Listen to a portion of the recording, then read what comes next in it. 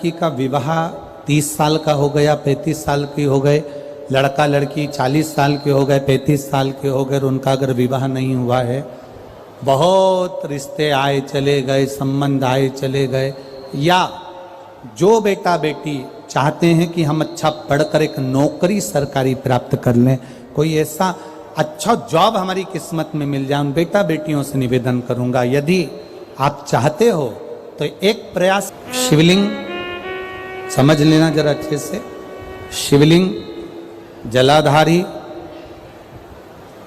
गणेश, कार्तिकेय, अशोक सुंदरी, और ये शिवलिंग, और ऊपर भगवान शिव की 5 बेटियां, जया, विषहरा, शामलीवारी, दौतली, देव।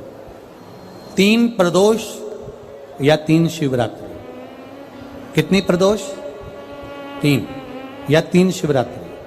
मेरा बेटा बेटियों से निवेदन है, जो अच्छी पढ़ाई कर रहे हैं, मेहनत करो, अच्छा पढ़ो, और मेहनत के साथ में जब कंपटीशन एग्जाम में बैठने का समय आए, 3 स्थान जहां पर आपको, पर जब आप बेलपत्र समर्पित करेंगे तो डंडी का मुख जहां से पानी बहता है उस स्थान पर रखेंगे। दूसरा, शमी का पत्ता, शमी का पत्ता तो महादेव पर जब आप समर्पित करेंगे तो उसका डंडी का मुख भी जहां से जल बहता है उस ओर रखेंगे। और तीसरे नंबर पर है आंख का पुष्प। एक पुष्प होता है आंख का सफेद, और एक पुष्प होता है हल्का सा नीला। करें दर्शन आप लोगों ने? जम के तो बोलो जरा, करें ना? एक सफेद होता है, एक हल्का सा नीला होता है। सफेद आंख का जो पुष्प होता है वो केवल देवाधिदेव महादेव का एक स्वरूप होता है, और हल्का सा जिसमें गुलाबीपन, नीलापन होता है वो शिव, पार्वती, गणेश, कार्तिकेय, अशोक सुंदरी, जया, विषहरा, सामरीवारी, दौतली, देव और शिव जी के जितने गण हैं उन सबका प्रतीक होता है। तो तीसरे नंबर का जो आंख का गुलाबी कलर या हल्का नीला सा जो पुष्प होता है, उस 5 पुष्प का गुच्छ मां जगत जननी का जो स्थान है जलाधारी, जहां अगर आप इधर बैठे हो तो उसकी विपरीत दिशा, इधर बैठे हो तो उसकी विपरीत दिशा, इधर बैठे हो तो उसकी विपरीत दिशा, विपरीत दिशा में उस पुष्प को समर्पित करना है। अच्छी पढ़ाई करो, अच्छी मेहनत करो, और मेहनत के साथ में जब कंपटीशन एग्जाम के लिए जा रहे हो, उस जगह पर सीए की पढ़ाई भी कर रहे हो, चाहे किसी भी पढ़ाई में लगे हो, मेहनत के साथ में बाबा देवाधिदेव महादेव को 3 प्रदोष या 3 शिवरात्रि आप दिल से बाबा को समर्पित कर कर, बाबा से प्रार्थना कर कर, अशोक सुंदरी पर चढ़ाई हुई बेलपत्र को वापिस लेकर आइए। जिस विद्या स्थल पर आप पढ़ाई करते हो, जिस कमरे में आप रहते हो, वहां उस बेलपत्र को 3 प्रदोष की या 3 शिवरात्रि की बेलपत्र रखिए। जिस समय बाबा आपकी नौकरी लगा दे, ये 3 बेलपत्र एक साथ किसी भी प्रदोष पर शिव जी को समर्पित करिए। ये शिव तत्व है। आप मेहनत करें, खूब मेहनत करें, कंपटीशन एग्जाम के लिए जितनी कोचिंग कर सकते करो, मेहनत करना उतना करो, जितना करते हो उससे 4 गुना ज्यादा करो, और उसके साथ में देवाधिदेव महादेव से प्रार्थना। निवेदन है आपसे, जिन लड़के और लड़की का विवाह नहीं होता हो, बुधवार के दिन जब अष्टमी पड़े, महाराज एक हाथ में हरी मूंग लेकर उसमें 7 दुर्वा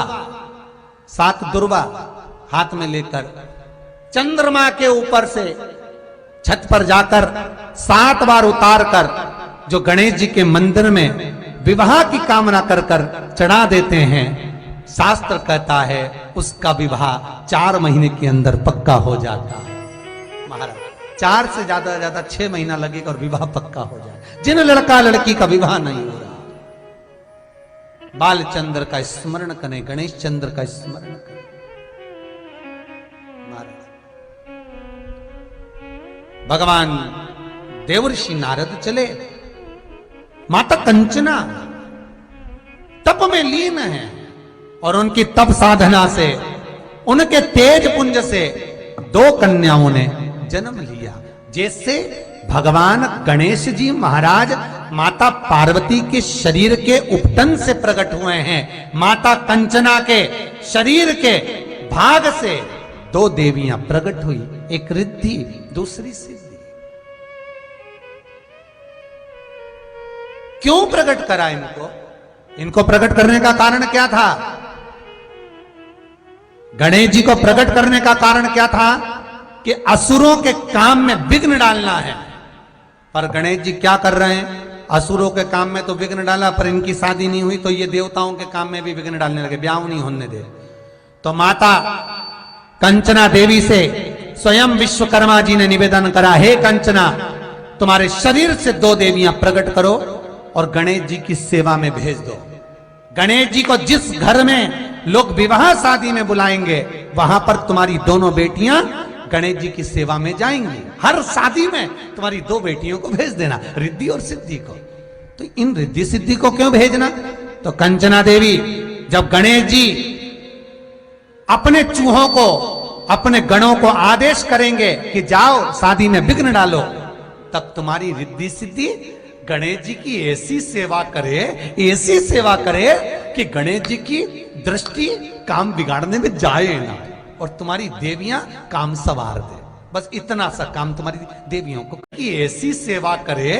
गणेश जी अपने चूहों को, अपने गणों को आदेश करेंगे कि जाओ शादी में विघ्न डालो, तब तुम्हारी रिद्धि सिद्धि गणेश जी की ऐसी सेवा करे, ऐसी सेवा करे कि गणेश जी की दृष्टि काम बिगाड़ने में जाए ना, और तुम्हारी देवियां काम सवार दे।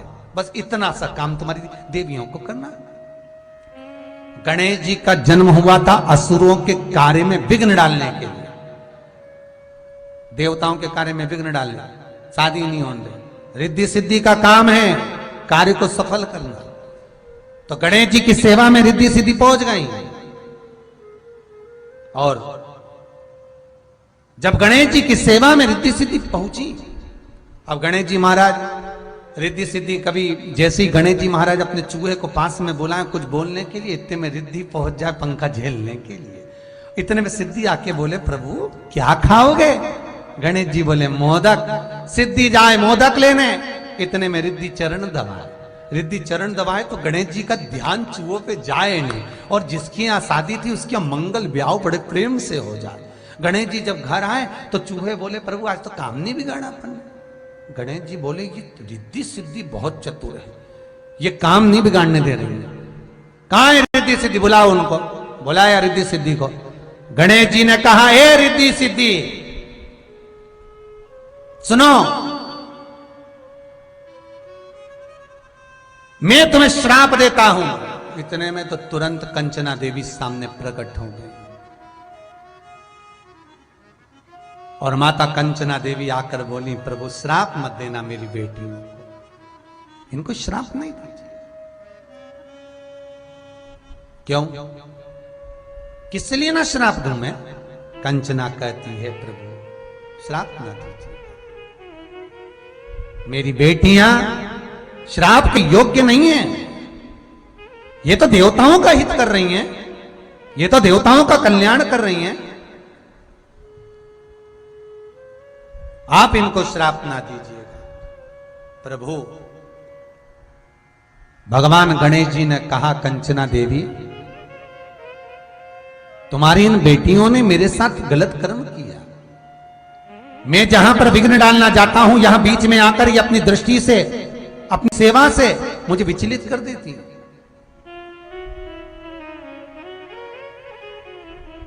प्रभु क्षमा करना, अब ये आपको कभी कष्ट नहीं देंगे, ये तो जगत के कल्याण के लिए सेवा करने आई थी। आप बोलते हो अब नहीं आएंगे, ठीक है। कंचना देवी रिद्धि सिद्धि को लेकर चली गई। गणेश जी जब घर पहुंचे, मां जगत जननी पार्वती ने शंकर जी से कहा, विवाह करना है गणेश का। देवर्षि नारद गए, सीधे पहुंच गए प्रजापति विश्वरूप विश्वकर्मा के पास में। महाराज आप मौन बैठे हो, क्या बात है? विश्व रूप विश्वकर्मा जी बोले बेटी को ब्याह करना है, कोई लड़का बताओ। देवर्षि नारद बोले कैसा लड़का चाहिए जो बैठे तो लगे कि जमाई बैठा है। ओ हो, भगवान बोले बिल्कुल ऐसा ही है, एक बार बैठ गया तो उठता ही नहीं है 10 दिन तक। ठीक है, मेरी बेटी को मीठे का शौक है, भोजन वो बनाए, उसकी नाक ऐसी हो सूंघ कर आ जाए। ठीक है, भगवान श्री गणेश जी महाराज से विवाह पक्का किया। भगवान गणेश जी की मंगल बारात कंचना देवी के दरवाजे पर, प्रजापति विश्वरूप विश्वकर्मा के द्वार पर भगवान गणेश जी की बारात जा रही है। आप सभी को ये भादों के महीने में भगवान गणेश जी के जन्म उत्सव के साथ साथ भगवान गणेश जी के मंगल विवाह की बहुत बहुत बधाई। सभी के घर में आज रिद्धि सिद्धि प्रवेश कर जाए। आप सबके घर में बुद्धि के देव गणेश जी के साथ इतनी रिद्धि सिद्धि आए कि आप भी अपनी जिंदगी में खूब शिव महापुराण की कथा, जैसे सोमवंशी परिवार करा रहा है हरदोई उत्तर प्रदेश से, आप भी अपने जीवन में एक बार शिव महापुराण की कथा करवाएं। खूब दान पुण्य धर्म सत्कर्म करें, बाबा भोलेनाथ आपके भंडार भरे।